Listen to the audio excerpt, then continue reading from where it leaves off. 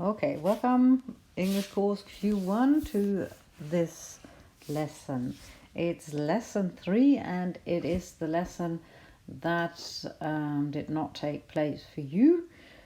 So this video is to make up for the missing lesson about Utopia Dystopia, and we're also going to have a look at the extracts from 3 dystopian novels, because if you're taking English as your third or fourth subject in your finals, you will probably be dealing with a different dystopian novel. So if this topic comes up, it will not be Fahrenheit 451 you'll be dealing with, but a different novel. And so it's a good idea now to have a look at some different examples.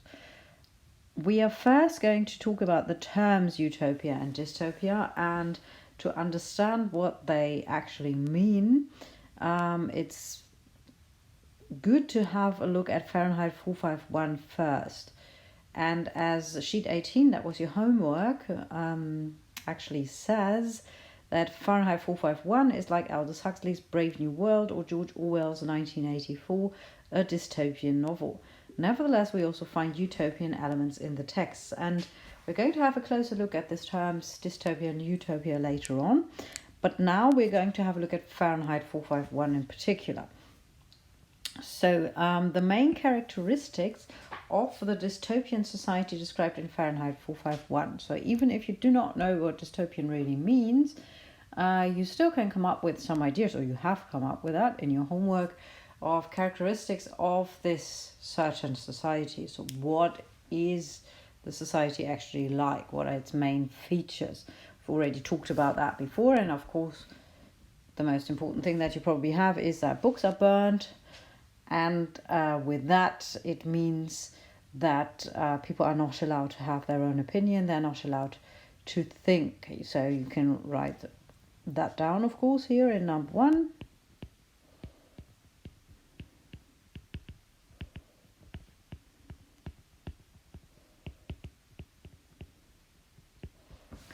Moreover, they're influenced by mass media. So there's mass media that influences them.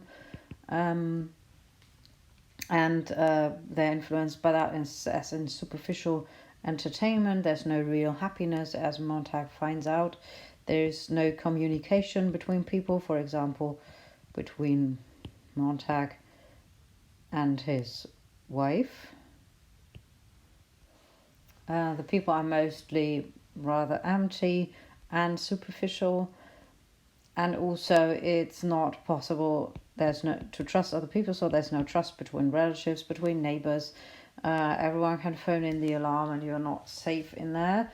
So there's no trust, There's also means of surveillance, for example, the mechanical hound, which actually should have a capital letter, and the parlor walls that are used also to hunt people down, as they do in Montag's case at the end of the novel. And we also have violence. There's a war at the end. You can all look up the solution on Moodle as well. Yeah, there's a solution sheet for this worksheet. So some of the people living in the society, especially Clarice, have a vision of a better world. What are the characteristics of this, what we then call utopia, of a good place? And I hope you could come up with some ideas, of course. Yeah, there are close family relationships, there's friendship, there's communication, there's love. And there are books that provide knowledge, that help you to think. There's individuality. People are different and they're individuals, and they have time to think about the meaning of life, for example, and they also have a life close to nature. Again, there is a solution and you can check what you have, because I've not written everything down. These ideas of Clarice are actually the visions that she has of the old world. We talked about that at the beginning of Fahrenheit 451. And for her, it would be going back to earlier ways. So you remember the candle instead of the electric light. And this is what utopia actually means in this novel. That is the old world as it used to be. We're now going to have a closer look at these terms, utopia and dystopia. And to begin with, there's a quotation by Oscar Wilde, which you should read aloud, of course, to practice your oral skills. And then there is an introduction here. So the terms utopia and dystopia are used both for places and for literary genres. And we can leave out the rest because we will do that together. And I already told you a bit about the idea of this utopia and the term in my first video for an introduction to Fahrenheit 451, and maybe you remember some of that. So utopia is actually a term that comes from Greek and was made up, and this is actually question 3, which goes together with that, by a person called Thomas More. I think I've already told you about him. Thomas More, who wrote a novel called Utopia, and Thomas More invented this word utopia. He made it up, and it comes from the two words in Greek that mean good place is one of the words, and no place, and he just put them together to make one word, utopia. So I don't know Greek, but maybe you do, so you can check this. And for him, for Thomas More, it was a good place, but it also includes this idea of no place, which means that this place does not actually exist. Yeah, so it's just a fantasy, maybe. In the novel Utopia, this takes place on an island, and this island is the good place where everything is perfect, and Thomas More in his novel describes this perfect, this ideal place. But he concedes that it's actually no place, so that it probably doesn't exist. What it would be a state where socially, politically, and morally everything is perfect. And then, of course, it's already clear that dystopia actually is the opposite of that. Yeah, that it would be a place where everything goes wrong, where everything is bad. We have a bad place, which might also be hopefully a no place, so in the terms that it does not exist. Worst imaginable living conditions, which also refers to the social makeup, the politics, and the morals. Yeah, so people do not have any morals, or they're fighting against each other. You have oppression. You have a state that suppresses any free thinking, and there's usually a terror regime or an authoritarian state, you can say. So a state that controls its citizens. There might be surveillance. People are watching each other. The state is watching you. That's the idea. So this is where these terms actually come from. You should remember that. It might come up in your oral finals. You never know. Now, some examples of well-known utopias in literature. This is, of course, Thomas More, Utopia, the first utopia that was ever written and that coined the term. Yeah, that was Thomas More.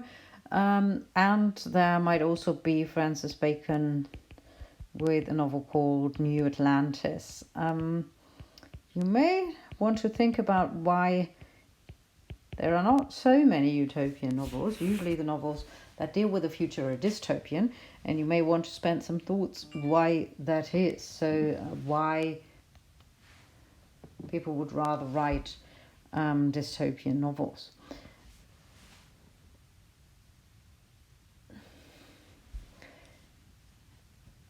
And I think the reason is pretty clear, that when there's a dystopia, there's a conflict and there's a person who might go against the system. And this, of course, makes a novel more interesting than when everything is perfect. Examples of well-known dystopia was already mentioned on your homework sheet. Aldous Huxley, Brave New World, which is also sometimes read in school, sometimes usually read by the Leistungskurse. And there is, of course, Fahrenheit 451, which is a dystopia. There is also mentioned on the other sheet George Orwell with 1984. And we're going to read an extract of 1984. We're also going to read an extract of another quite well-known dystopia. That's Susan Collins with The Hunger Games. The Hunger Games was turned into a film in Germany known by Die Tribute von Panem. And we are also going to read an extract from The Hunger Games. And another one we are going to read now is by Margaret Atwood. And it's called The Heart Goes Last. You may know another story by Margaret Atwood called The Handmaid's Tale, or in German, Der Reportermarkt, because it was also turned into a TV series. And you may have seen that. Margaret Atwood is still living author, very interesting novelist. And we're going to have a look at The Heart Goes Last. And then there's another author that you, I think, just should know. This is H.G. Wells, famous for his science fiction stories and also for a dystopian story that's called The Time Machine. As the title suggests, it's about a time machine and people traveling into the future, where they see a future society that is divided into people living above the ground and below the ground, and the problems they're facing there and the conflicts they have. H.G. Wells is also famous for another novel which I would just like to mention. It's called The War of the Worlds, and it was also turned into a film, I think, in the 1990s, called Independence Day. So maybe you've heard of the film Independence Day. It's actually based on H.G. Wells' The Time Machine. It's actually based on H.G. Wells' The War of the Worlds. Great. Okay, you can find all the solutions on Moodle too. And now we're going to have a look at the 3 different novels. In the second part of the lesson, we are going to have a look at 3 examples of dystopian novels.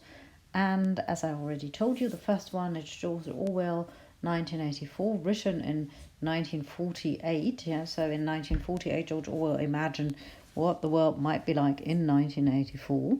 The second one is Margaret Atwood with The Heart Goes Last, which was written in 2015, so it's quite a recent novel. And the third one, Suzanne Collins, The Hunger Games, written in 2012. Your task is that you choose one extract and read it, and you take notes on the contents, the characters, and the narrative perspective. And for the narrative perspective, I also want you to find quotes that support the narrative perspective you think you have found. The material is provided on Moodle, so if you go to the Moodle side of our course, you will see at School at Home 3, you will find worksheets and other material, and here you will find the sheet of the 3 novels texts, and if you open that, you find the 3 different extracts, and you can just choose one and do the tasks on the one that you have chosen. Do the task now and then resume the video if you're finished. Okay, you've done your task. I will not provide you with a full solution here for what you've done, because I think you're well capable of having a look at the characters and the contents of your extract. If you encounter any problems with the extract you've been reading, you can of course ask me in the next lesson, or you can do some research on the internet on your novel and find out the details that are still unclear to you. The characters are clear, I think, and also the contents of each extract. This extract has approximately the length that you will have to expect in an oral exam in your finals. Yeah, so if this is your 4th subject, this is about what you'll be getting in an exam. Okay, let's briefly talk about the narrative perspective. We will start with George Orwell's 1984. The narrative perspective is a limited third-person narrator, so a third-person narrator with a limited point of view. The story is told through Winston's eyes, and this becomes quite clear because, for example, in line 7, where it says Winston raised his hands above his head, but with an uneasy feeling, so vicious was the boy's demeanor that it was not altogether a game. So we get an insight into Winston's thoughts here, but we have no idea actually what the mother is thinking or the children. Even though we get Vincent's view of the matter, we see that he says For example, in line 10, their mother's eyes flitted nervously from Winston to the children. In The Heart Goes Last, the narrative perspective is also a third-person narrator with a limited point of view, and it becomes clear in this extract already that the story is told through the eyes of Stan and Germaine both, which actually makes narrative perspective quite interesting because we know both their feelings. For example, line 7, Stan has sold his blood twice, though he didn't get much for it, and then you get the story between him and the woman who has taken his blood. And in line 21, for example, we have Charmaine whispers to Stan, they aren't interested in just anyone. So we also get her perspective as well.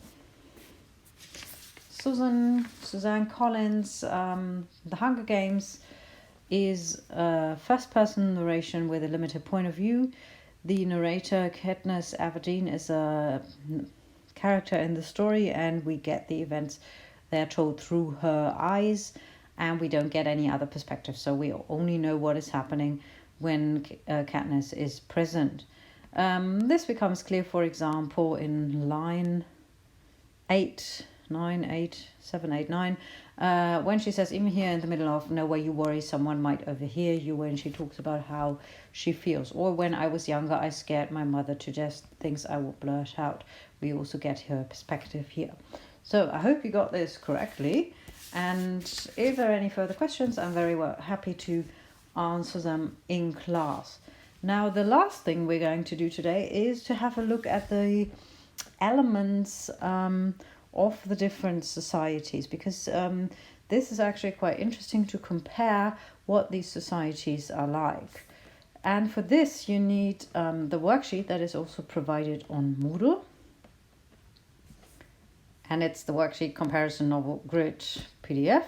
And here you see what you're supposed to be doing. You're supposed to be collecting utopian and dystopian elements in these different novels. Now you can choose now if you would rather do this for Fahrenheit 451, The Hunger Games 1984, or The Heart Goes Last. And I want you to fill in these categories and think about what is important in my novel. For example, about the government. What kind of government do we have, if we know anything about it? And everything else that you can come up with. I would like you to fill in the sheet now. There is a solution, of course, but it would be best if you do not look at the solution first, but come up with your own ideas here. And if you finish with the sheet, you can resume the video for the conclusion. Okay. Of course, you already had a look at the conclusion. Probably here are some ideas for 1984, The Heart Goes Last, and Fahrenheit 451 and The Hunger Games. And you maybe have even some more idea, left something out here, the development the author wants to warn about in 1984 and The Heart Goes Last. You can come up with some ideas here yourself. The last bit you maybe should think about is, if you had to choose, which society would you rather live in? And this isn't a question you could answer for yourselves. Remember that it is possible still to do the exam that I've provided on Moodle as well.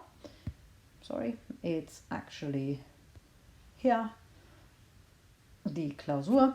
And if you have that as your third or fourth subject, you should really do this exam and hand it in to me for language correction. And the deadline for that will be on Tuesday, let's say in the afternoon, because otherwise I will not have enough time to correct it. So the 16th, 3 o'clock in the afternoon will be the last chance you have to hand that in. Okay, this was lesson 3, and I hope this worked out for you, and I will see you in class.